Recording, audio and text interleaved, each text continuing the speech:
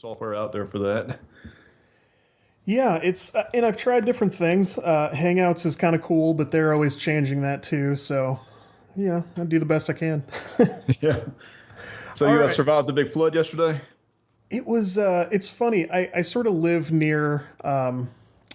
Actually, I live in an area that in back in '93 was flooded flooded to the point nobody could get to it. Like most of my city. They've done a bunch of work, put in dams and barriers and all kinds of stuff. But if we get a good rain fast, we will definitely have certain roads flood out and stuff. But we're at the top of a hill; we just have to wait it out. Okay. Okay. So, worst case is the like you had yesterday. The schools will cancel, and my son will be hanging out at home all day. Well, that works out well for him. He loved it, yeah, and I loved it too. It's fun to hang out. It's hard to plan stuff. Yeah, I got you. All right. So, any questions for me before we roll into it? No, is there any kind of what kind of length do you usually shoot for? It looks like some of your other stuff. It looks like about 45 minutes is what a lot of them came in. I just want to make sure I don't talk too long or bore everybody to death. No, that's about right. Especially for today, like anything up to an hour is totally cool. I try to wrap things up if we go near an hour, but I'll probably do just a short sort of intro because this I'm planning for this to be the first show of season 3. So Oh, great, great. so I'll be chit chatting a little bit at the beginning, but otherwise it's all you and no problem at all. Okay, well, let's do some sort of secret signal if I'm rambling on for too long. If you catch me, hang up. Okay. But okay, well, thank you so much for doing this. I wanted to start with a very simple question. Why do you have such a cool name?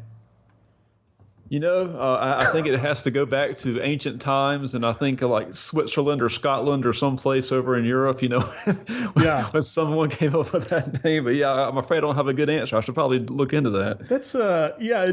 I'm sure it does actually have an interesting real world story, but it's sort of comic book hero-y and cool. I like your name.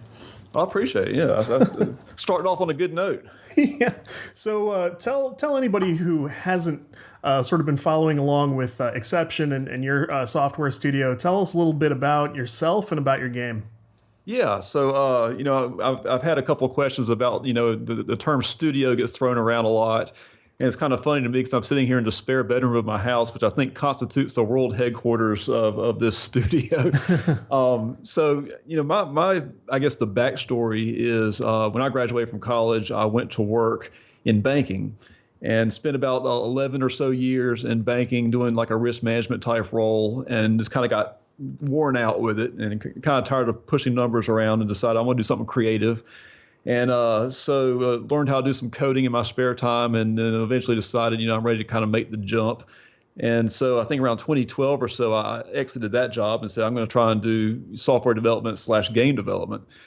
And that's kind of what led into this. I started working on Exception probably around October of 2013, I think, and through a mixture of full-time and part-time, I've been working on kind of chipping away at that project. And for anyone that's not aware, Exception is a 2D style platformer set in like a three-dimensional world with levels that transform as you move through them.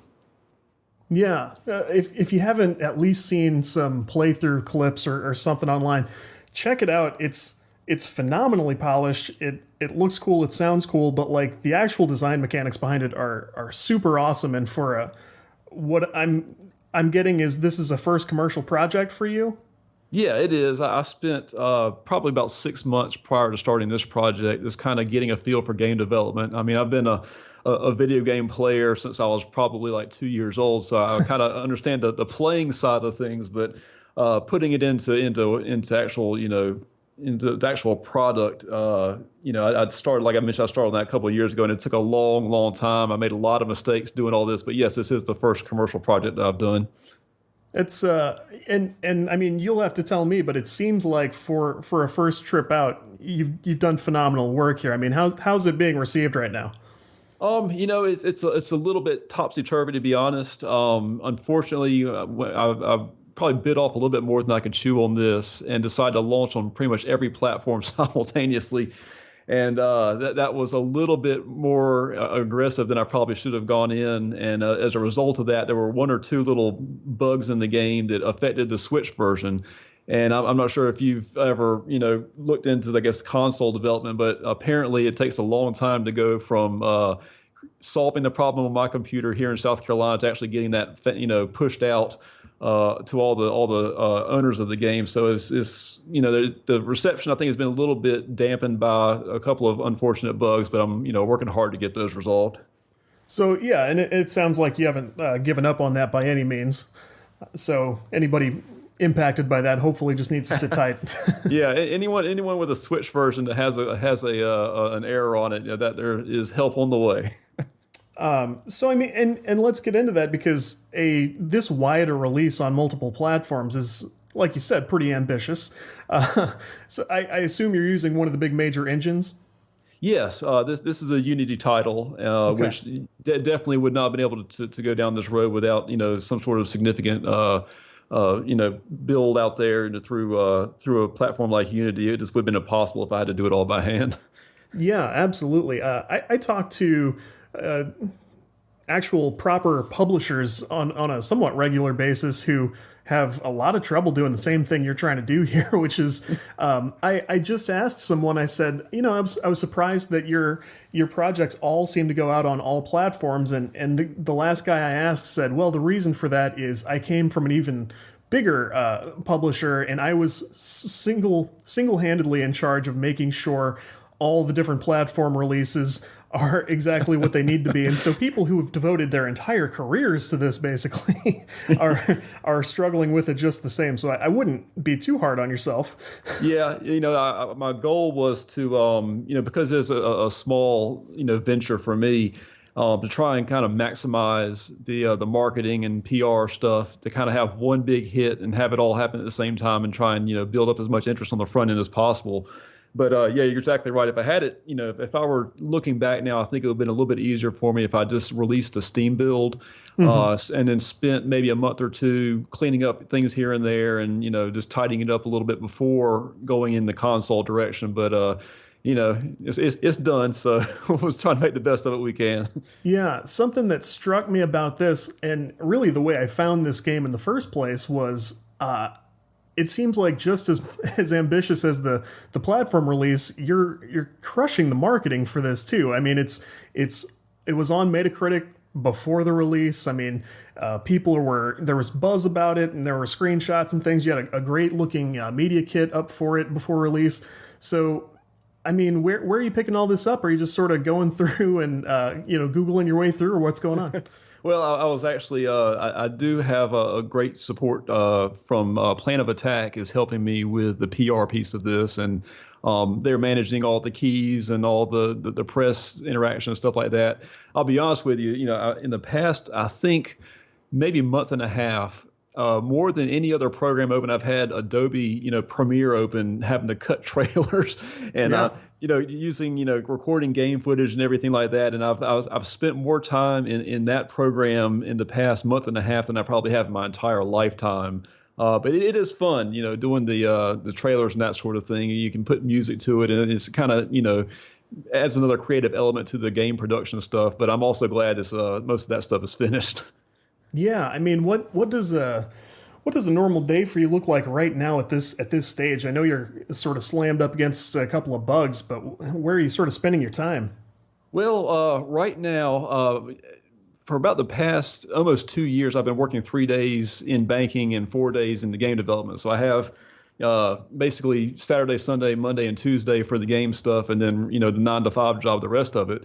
But at present, most of what I'm doing is just cleaning up, things here and there. The nice thing about the bugs that have popped up is that they're easy to fix. It's just the process of having to get it to go through QA is what's taking so much time. But I get people that are, tweeting at me when there's, stuff in the game that lets them shortcut levels more than I would like to. And so I pick up some time and go and clean up the levels and stuff like that. And it takes no time at all, as you probably know, to get a Steam, patch out there. So I can get those knocked out pretty quickly, but I'm kind of waiting to see if I can build up a couple of fixes in before I can go the console route. So I have upcoming fixes for Xbox and PlayStation, and probably Nintendo sometime after that, just because their pipeline takes a little bit longer to work through.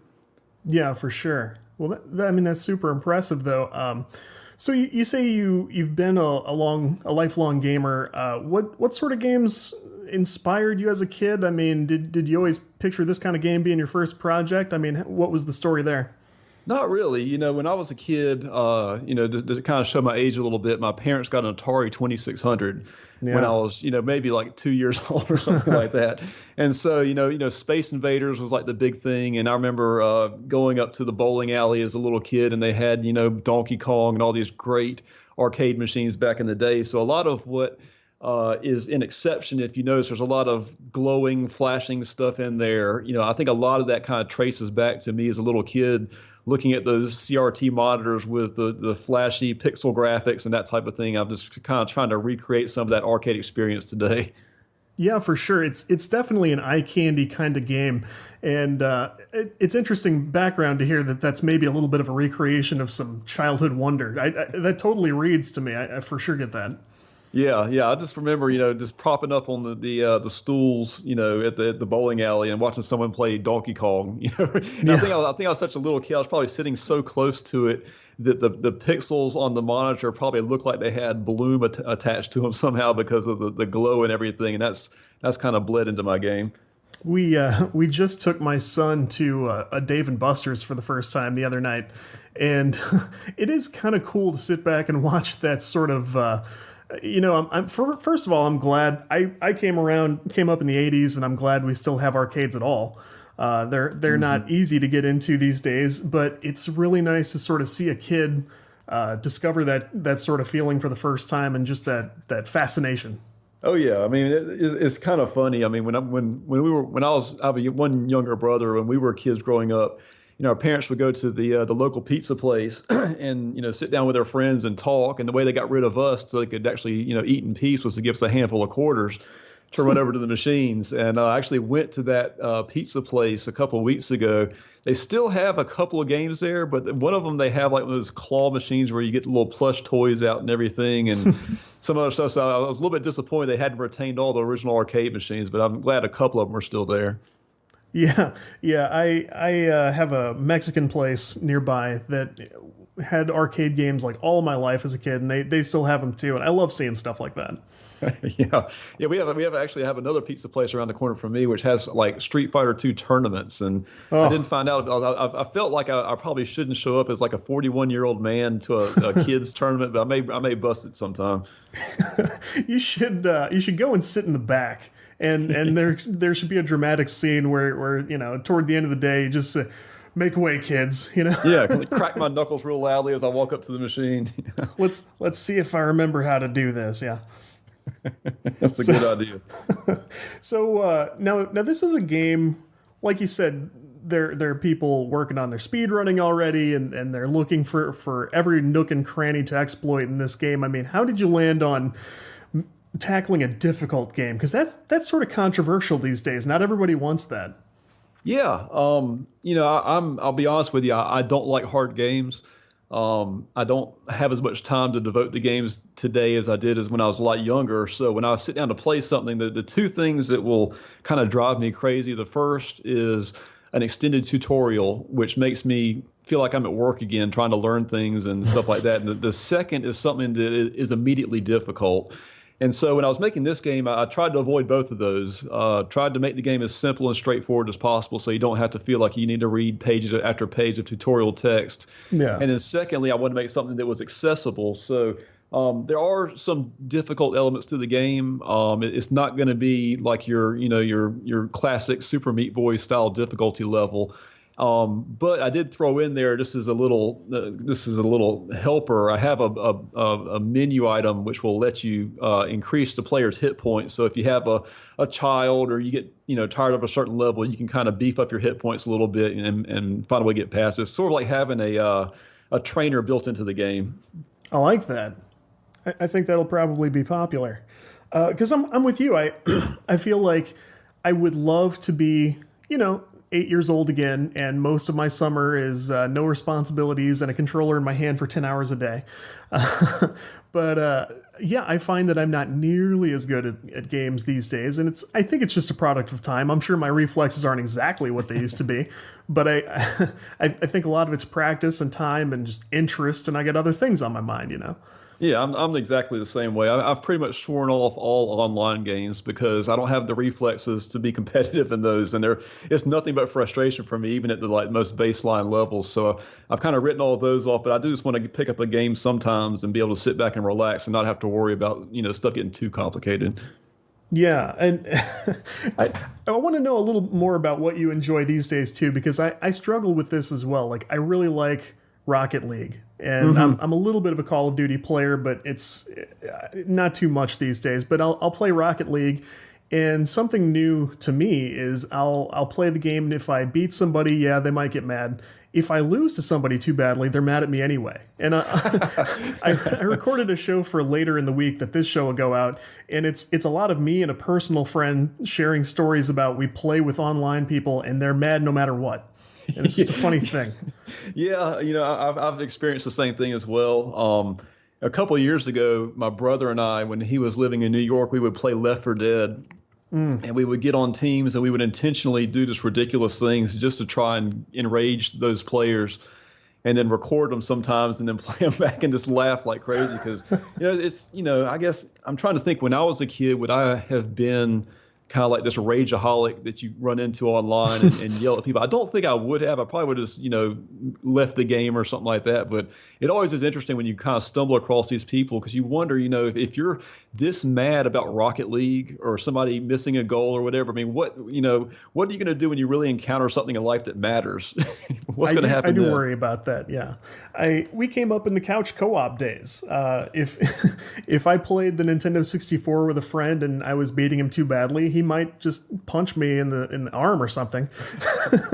But I guess that's no better. Yeah, yeah. I guess there's a competitive element to that kind of draws that out of people. But that's yet another reason why I kind of steer clear of some of the online stuff. What do you play these days when you get a moment? I was looking the other day just at my Steam account, and the last time that I had played a game, I think it was in April, because I had been so focused on kind of getting this thing across the finish line. But what I was playing then was the Division. I kind of like playing these kind of grindy games where you can kind of just sit back and build up your character, acquire new equipment, that type of thing, because I'm more of a patient player in the sense that I don't mind, repeatedly killing enemies to gain XP or money or whatever, and then build up my character to the point where I'm less likely to lose. So games like that, like a Dark Souls type game, those are the ones that kind of scratch that itch for me. I got you. So you're primarily a PC guy. Oh yeah, yeah. The only consoles I have are the ones I use for development kits. I think the last console I owned, I think, was a PlayStation 2, long, long, long time ago. But I think PC mostly it kind of eclipsed some of what's available on console from a technology standpoint, and really has kind of maintained a lead for a long period of time. It really wasn't like that, I think, in the early 2000s. I think the PlayStation 2, when it came out, was better than what I had on PC with my 3D graphics card. But then at some point, it seemed to me that what was happening technology-wise in consoles was a little bit lagging on PC from time to time. But who knows what's going to happen in the next generation? It's a good point. I can think of a couple of times coming up when my console was probably a little better experience than my home computer. I think even the PS1 for me, at one point, just because we had a computer that wasn't, top of the line exactly, I could either play Lemmings on the PC or I could go play, Driver on the PS1 or something like that. And Yes, no contest there. yeah, it's like, you go ahead and use the computer. I'll be in my room. I don't need that. Yeah, yeah. I was the same way, and I think price wise too at that point in time, a decent PC was probably like $1,500 or something. And Oh, yeah. you had like a PlayStation 1, which I think maybe was like $300 in 1996 or something, and you didn't have to worry so much about that was back in the days when I think Windows 95 had come out, and so had a lot of titles that ran on DOS, and some of them wouldn't run under some conditions, and it was just a headache back then. Yeah. And I've been writing about this actually, the topic of how fantastic it is that we can so easily pick almost any of these platforms to develop a game for. I mean, like you said, it's very natural and usually a great strategy to go ahead and develop for PC, gain interest, get people sharing buzz about it. But if you want to go straight for the Switch, I mean, you can do that. Yeah, yeah, and it's it's. I think I was looking the other day. There's something like 3,000 something Switch titles. I think so. It's some huge number, and it is amazing to me that I grew up in in the era of hard console cartridges and discs and everything, and just the capability of being able to sit at home and produce something that you can distribute through Nintendo and Microsoft and Sony is just amazing. This is a topic I don't poke and prod at too much because I know Nintendo has an NDA and I'm under one. I think everyone else is too. But is that the toughest platform to target right now in terms of process? I didn't find that to be the case. My title, I know going for, looking at Microsoft and Sony, they have features like, achievements and trophies and some friend stuff. And I think there's less of that available on the Switch side. So in certain circumstances, I think you might have a little bit lower workload on the Switch. I think the optimization stuff may, in some certain circumstances, be more intensive for the Switch, just because you've got the portable mode and all that kind of stuff. But my experience was mostly positive. Nice. It's interesting to hear about that from the perspective of a new developer like yourself. I mean, that's interesting because I think people who are very experienced in it don't really feel as much of the difference anymore. But it's a good point. If you're incorporating achievements and different online stuff, yeah, that's probably is not the worst one. No, no, and that stuff can be a little bit deceptive as far as how much time you have to invest to get it up and running. It seems like it'd be pretty easy just to flip a switch and say achievement unlocked, but there's a little bit more that goes on behind the scenes, and there's a lot of configuration work that goes on with the platforms, and so it is nice to be able to kind of avoid that in some platforms. Yeah, you didn't field an Epic exclusive offer, did you? No, no, trust me. That might be the last developer they would ever care to have on their platform. But it is interesting all the stuff that's kind of swirling around that, and I don't know. I remember back in the olden days where you had to drive to Toys R Us to go buy a video game, and now having so many different platforms out there and choices, to me, I mean, I'm almost happy just having as many as possible, just because. In the back of my mind, I worry that, at some point in time, even though, companies like Valve have been very consumer friendly, that may not always be the case. They may sell out, someone, there may be a transition of management, any of a gazillion things could happen. And it's such a large company that the number of potential suitors for acquiring Valve would be very small, and would be names that a lot of people probably wouldn't be that comfortable with. So although I don't, fully endorse everything that's going on with the Epic Store, I think it is important to have some sort of alternative out there that's a serious competitor to Valve.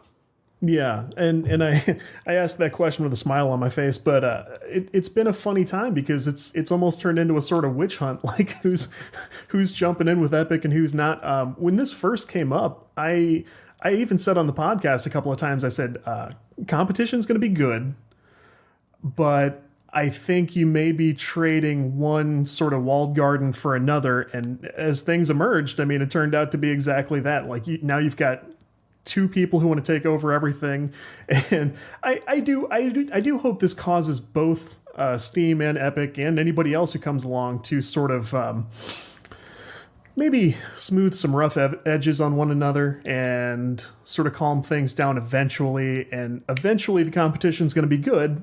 I just don't know if we're there yet. Yeah, yeah, you're right, and. I think, it's always easy to look from the outside and say, I would have done this and that, but I wish they had spent a little bit more time polishing up the store and having some of those additional features available when they rolled it out. And, I'm also someone, I mean, you can probably tell I'm kind of lazy when it comes to games. And, I hate launchers just like everybody else does. I hate having to, whenever I boot something up through Steam that has to go through the Ubisoft thing and all that, it drives me nuts having to plug in another set of credentials and everything. But, like I said, in the grand scheme of things, it's either, hop in the car and drive 30 minutes to Toys R Us or spend, an extra 15 seconds looking up a password somewhere. To me, it's not a huge ordeal. And now you can't go into Toys R Us anyway. So That's right. That's right. They don't exist I know anymore. what you mean though, because I recall the buying the new game experience at Toys R Us as a kid. I think I only did it a couple of times. Otherwise, my gaming was almost all yard sales and clearance events. Yeah. And Like when you had to go pull the ticket down from the Toys R Us thing and then carry it to the little walled off booth somewhere and have them retrieve the game for you. yeah, and they had to go through 2 or 3 processes to turn the security features off, or Jeffrey would tackle you in the parking lot. That's right. Yeah, we don't want that. But yeah, I even worked at Toys R Us as a teenager, which was a fun time too. But Oh wow. yeah, that's how much I like Toys R Us. There you go. But man, it's for one thing, you do not strike me as lazy in any way. Just looking at this wide release and everything you must be doing to make this work. But I only started on the Epic Store, only downloaded it for the first time the other day because I wanted to play Rebel Galaxy Outlaw. I loved the first Rebel Galaxy. I like Double Damage, who develops it. I invited them on for this season. I'm hoping they take me up on it later, but I agree. Like it doesn't seem like the launcher itself is where it could have maybe been if they're going to be so aggressive and so ambitious about pulling in exclusives and stuff. I really don't know what to make of that, despite the opinions I shared before. Like, I'm only first seeing it and going, okay, this is all this is. I don't know. Yeah, and you would expect with all the gazillions of dollars they have rolling in from Fortnite, they could put some people behind it and get some muscle behind the development and get some of that stuff cleaned up. But, here we are, I guess, almost 8 months or so after it first rolled out, I think last year, and it's still got some rough edges.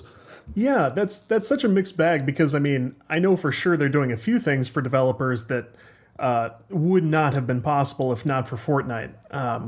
But at the same time, it's like it's like they caught this windfall and then reached out too far again and spread themselves right back as thin as they were before. So I don't get it. Hey, but free games are good though. Free games are great. Yeah, it's almost every platform has its own version of the free game now, which is pretty nice. Mm-hmm. And I think the Apple service that's coming up is going to even let mobile players get in on that. Of course, they got their own free games anyway. I don't know why I'm worried about them. Yeah, I'm kind of a little bit wary of the mobile mindset moving into like the PC game thing. I feel like we need to like keep this thing as pure and leave it as it is without having it bombarded with free games and stuff like that. Yeah, you can't play Exception on any mobile platforms, can you?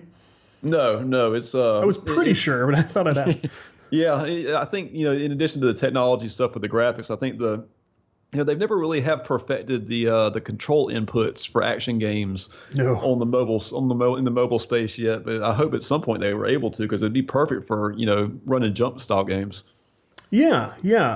And let's sort of get into controls and playing and stuff. Did you do anything in the way of like playtesting periods for the game, or did you have a little bit of community involvement before release? What happened there? Yeah, I had a short stint with some beta testing. I think is in 2017 or so, where I had just kind of put out a call for anybody interested to check out the game. And of all the people, I probably got 3 or 4 that were actually really dedicated to digging into it. And luckily, they were exceptionally dedicated at it. One of them actually produced a report for me, I think. Anytime you would find a bug, it would be like, steps to reproduce and screenshots and videos and everything.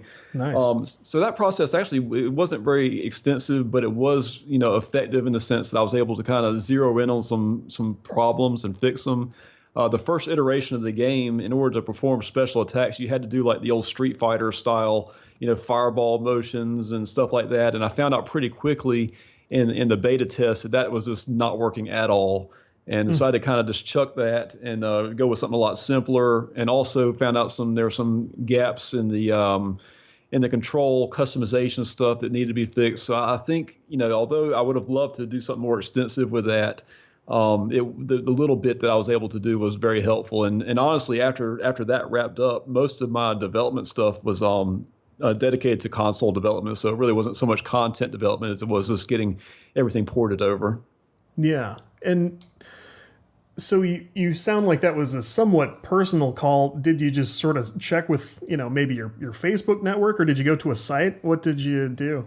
Well, I kind of just put it out on Twitter, I think, Hmm. and a couple people responded there. And the problem was, at first I thought this was a positive, but I think it ultimately turned out to be a negative. It got picked up by one of these sites that kind of keeps track of betas and stuff like that. So there was a big influx of interest all of a sudden, but the people that were drawn to it really weren't tester types and really weren't interested in seeing the game develop. So I had a lot of people that kind of just kicked the tires a little bit but didn't stick around for it. And I found that even though I got a smaller response via Twitter, the quality of testers was far better. It, that's interesting because I would think for a game like this, you would need to. I guess you'd need a good variety of skill sets from your players, and not not just all like very casual or all very super hardcore. Because the game seems to skew toward the difficult side if you're not using the trainer. Right, right. Yeah, and I think that's right. And I was able to do this to kind of demo the game at a couple of shows with the PAX and GDC and those types of events. And those also served as kind of opportunities to observe people playing the game and see what was difficult, what aspects of it were a little too challenging. And so over the course of a couple of those shows, I was able to kind of hone down some of the difficulty and kind of get things a little bit smoother flowing. Yeah, and that has to be sort of an awkward process. I mean, determining what is legitimately too difficult or needs at least some tweaking, and what are am I just not catching the right players here, or Yeah, I went through it. It's funny you mentioned that because I went through a process prior to releasing the beta piece of it, where I had this elaborate system in place, which would kind of give me the coordinates where someone died, what they were doing, and what their control input was when they died. And I was like, my master plan was to take that information and then kind of dig in and smooth off those rough corners.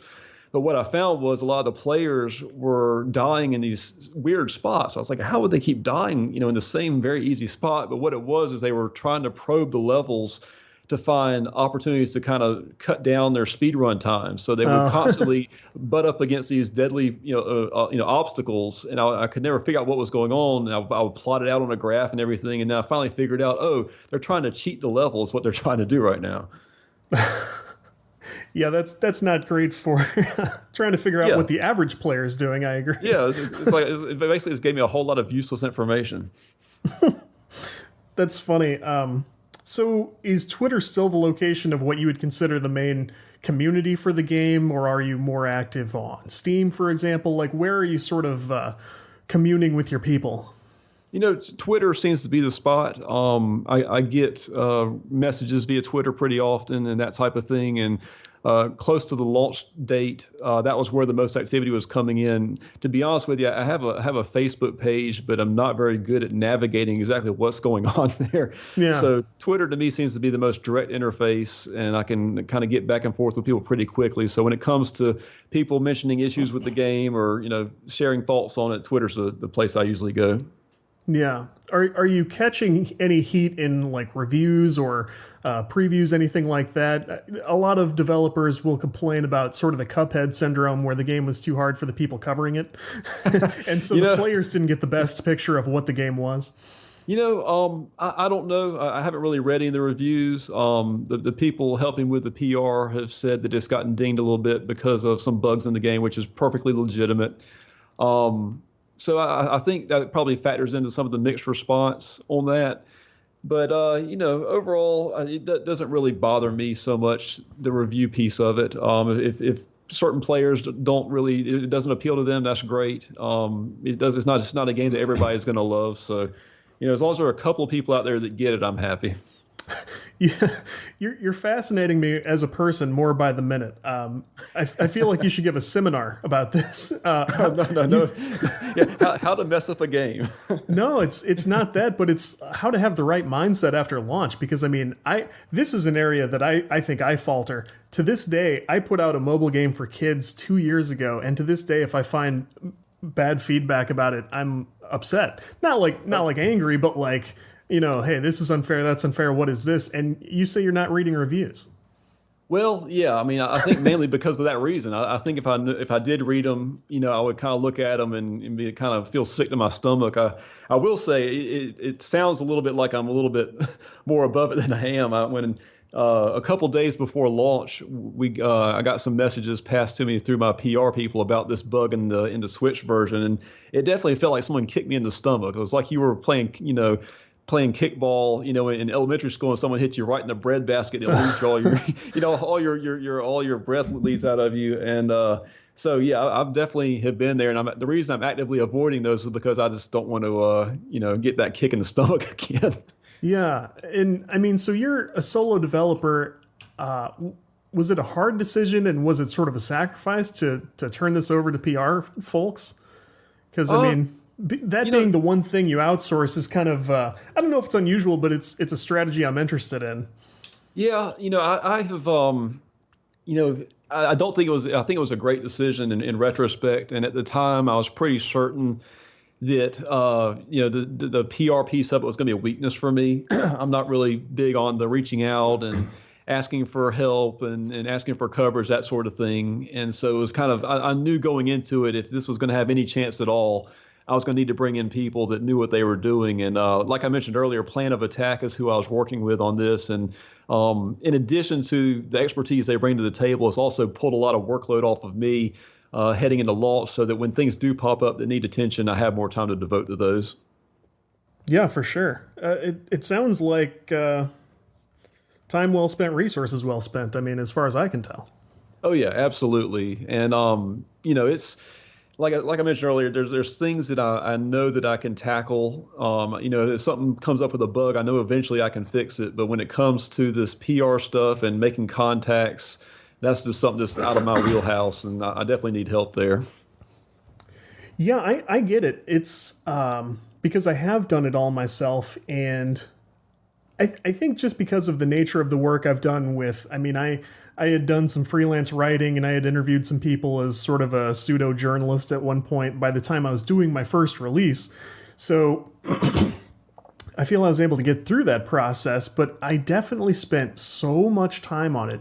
If I had had big bugs in the thing, if it had been very popular and people wanted more content, like, I think it would have held me back from that. Yeah, and even just the mechanics of getting all that stuff done, and about the time this was releasing, with all the different platforms and everything, there was a pretty constant stream of emails coming in and people wanting review copies and information, this type of thing, and just being able to forward that on to someone else and knowing that's going to be taken care of was just a massive help. Yeah, for sure.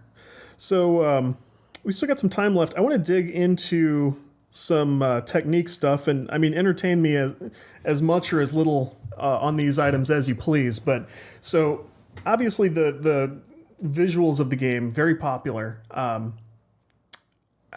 How did you work with any sort of pre-used assets? Did you come up with everything from scratch? What tools did you use? I mean, tell me a little about that.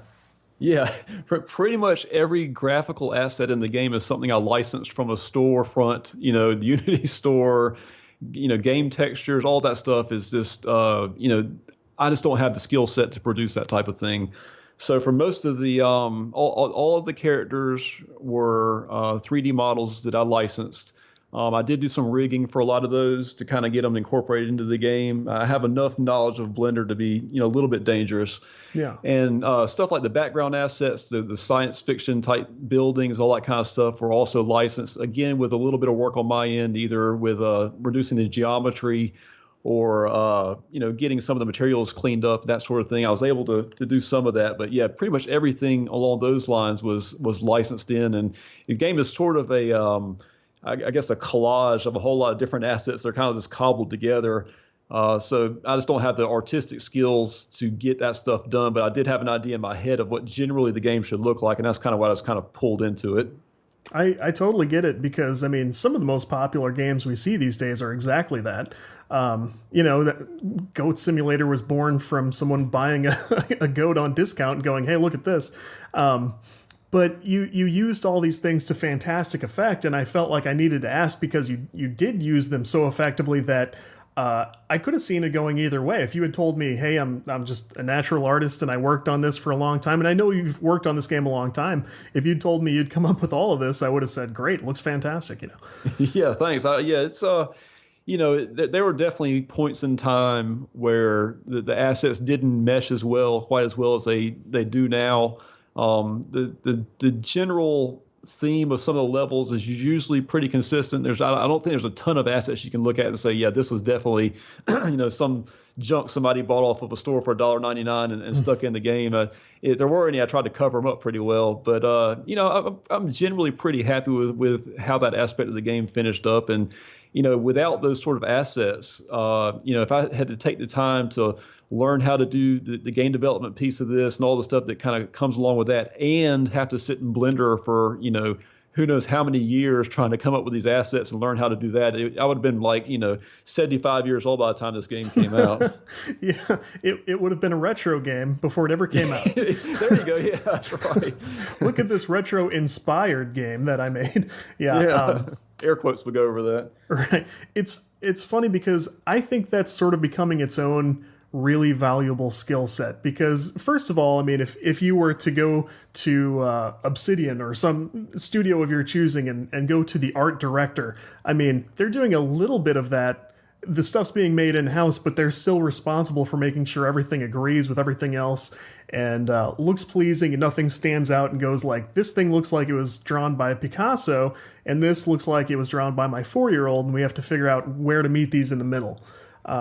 You're sort of doing that with people you've never met, bringing in these resources and making sure everything sort of blends in together. And like I said, when I see that work that well, there are people I would never have to ask because I know that they brought things from a million different sources and didn't do much to them before they threw them in Unity or Unreal, that sort of thing. So I think that is valuable, especially for indies these days, because I think that's the reality, is like you're going to need help either from another person or from their work. Oh yeah, and games these days are just so complicated and the bar is set so high for as far as customer expectations. You have to have some specialist support, either through 3D models, through sound effects, music, any of these different disciplines. There's just no way I think one person can do all those things well. But, if there's probably such a small handful of them in the world, it's just inconsequential. Yeah. Sorry, 1 second. I need to start recording. Okay, perfect. And I sort of want to have the same brief discussion about the audio, because super cool music in the game, super cool sounds. And tell me about where you found this, who's behind the music, what's going on. Yeah, so part of when I started out making the game, I wanted to do a lot of it myself as much as I could, and I started out. I have a couple of programs on my computer that do music, sequencing, that type of thing. And I do have a little bit of it, like enjoy making music and stuff like that. But eventually at one point, as I was making the game, I realized, there's no way I can produce anything on the level that I'm shooting for here by myself. Because again, it'd be kind of like the Blender situation where if I had to spend, 3 or 4 months just learning how to use the software and then not having the natural abilities there to help either. So as I was working on the game, I would always just have Spotify running in the background, and sort of the synthwave style music is something that I thought would fit well with this type of game. So basically, what I did was I was listening to synthwave playlists all day long while I was working on the game, and occasionally I'd come across a track that I really liked, and I would look at the artist and kind of see how large their following was, and if it was someone I thought would benefit from having the additional exposure in the game and would be interested in participating on it, in the terms that I was able to offer, I'd reach out to them. And I'd say probably maybe somewhere along the lines of 60 to 70% of the people I was able to reach out to, had a lot of interest in participating in the project. So ended up licensing a lot of really excellent music for the game. That whole process kind of went down in 2015, and luckily, even though the music is a little bit, the tracks themselves are a little bit dated, I think the music itself is so good that it kind of just maintains its high quality today as much as it did 3 or 4 years ago. Yeah, I mean, I'm a developer, a little bit of a composer myself. Dated never crossed my mind. Just from the parts I've been exposed to, it just seemed like this is all just spot on for this. And, it's by people who are professional composers and very skilled and talented. Like, it's very high quality stuff. It fits really well. Yeah, and I was, working with the people that contributed to the soundtrack. there's no really huge names on there. There's a lot of these guys. Fortunately, since I first got in touch with them, have gotten bigger and bigger, and they actually have some nice sized followings now. But this type of thing, I kind of look at the music stuff similar to the way I look at like Steam and games and small games like I've made. Is there's this huge ocean of titles and content out there, and people are really enthusiastic about getting their project noticed in some way, even if it's not like a huge payday for them, at least having some sort of exposure out there. And a lot of the people I was able to work with in the soundtrack, I still stay in correspondence with. They were really excited that the game launched and helped to kind of amplify the some of the social media stuff. So it really worked out well on a lot of fronts. Yeah, and I mean, community elements like that definitely seem to benefit projects almost start to finish, top to bottom. It seems like a great way to do stuff, and you might not release the same kind of like here. You can also download an album or whatever, but seems totally worthwhile to get. Like I remember most of my favorite games coming up had those kind of soundtracks where the tracks were outsourced and it featured bands I had heard of, did not hear of, but it was cool licensed music and I loved it. Yeah, yeah. Even today, I can think back to a lot of games from the early, excuse me, the early 2000s, where I can still name some of those songs off the soundtrack. There was some of them the games themselves in certain situations may have been forgotten, but the music, I still retain that. Yeah, I can think of a couple of skateboarding or rollerblading games from like the PlayStation era. I think one or two tracks from those games made it into my wedding playlist. I kid you not. Nice. Like that's how prevalent those things stay in our minds. I think just that I thought of those songs and was like, I may be crazy, so I like played a couple for my wife. I'm like, are these good, or is this just me being, a teenager for the rest of my life? And she's like, It's no, like the these. Super Mario One theme song or something playing at your wedding. Yeah, that kind of thing. Yeah, we played Mario, and that was great. But Yeah. no, she liked some of it, and that wound up being in our wedding. I bet I'm not the only person who's done that. No, no. I was talking to someone the other day. Apparently, they have something in the UK called like something. Was it like a? It's like a Mario slash karaoke, like karaoke or something, where you do karaoke, but you do it to like video game music. Oh, that's hilarious. I would love to see that. Yeah, yeah. It sounded fantastic. I would participate in that if I'm assuming I'd be permitted to be drunk, but I think that's a requirement, actually. I would need to be a little loosened up. Yeah, but that sounds pretty great. So, take a moment and tell me if anything occurs to you. But what kind of advice would you tell somebody who was just about to do what you've done, come up with their own, first time out solo developer or small team? What lessons do you wish you'd known on the way in? Probably some of what I touched on earlier. A little bit of easing into the project. I kind of felt, looking back now, like I maybe jumped into the deep end of the pool right off the bat. Probably should have phased in some of the game as far as storefronts and platforms go. But the one thing that kind of stood out to me as being that worked well in my favor, I think, is kind of not going whole hog on the solo development or the game development, having an outside source of income, even if you're working a couple of days a week in something else, just to kind of keep you as part of a larger organization or a team and having a regular source of income. To me, that was a real boost, which kind of allowed me to do a lot more things. So I think if I had just gone in and done the full-time deal where you quit your job right off the bat, I've probably been a little bit more conservative in how I approach certain things, especially from a financial standpoint. So I think if someone's looking to do their own solo title, if you have the opportunity to have some outside income or an outside job on a part-time basis, I think that's really the way to go. Absolutely, that makes good sense. And I mean, were you able to mostly avoid super high stress over the project? I mean, did you keep a healthy development schedule, or were there times where you were sort of drawn into it to the point that it sort of like maybe drove you nuts a little bit? I think I think this the fact that I'm a little bit older than some of the people that start out in the game development stuff. I never really felt like I was under the gun. I went out of my way to make sure didn't feel rushed, and I think part of that again ties back to having the financial security to make that choice. But yeah, I didn't, I would wake up and go for runs and sleep in and everything. And I never felt like I need to stay up till 4 o'clock in the morning trying to correct bugs. But in retrospect, maybe I should have. No, it's these things tend to lead to more bugs and not less. I can tell you that.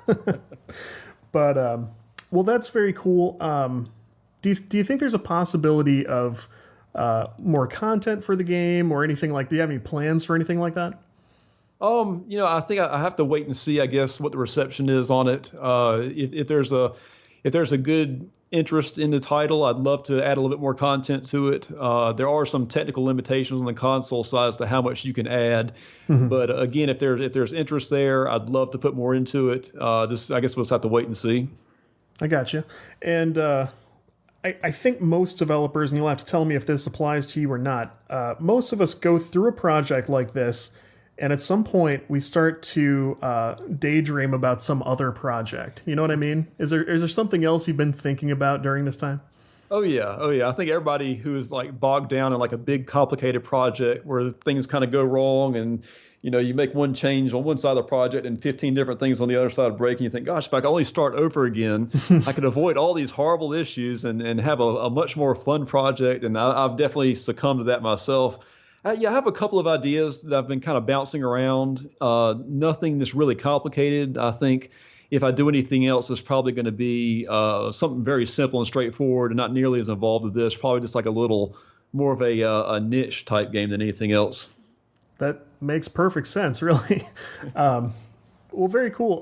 Where can players go to catch up with you, hear news about the game, stuff like that? Where are you at online? Yeah, I have a website called exceptiongame.com, which has a couple of, if you're not familiar with the game, it has a couple of videos and images. As far as social media goes, I'm not a huge social media person, but I am on Twitter at TraxmasterSoft. So that's the best place if you want to like send me death threats. Just go there.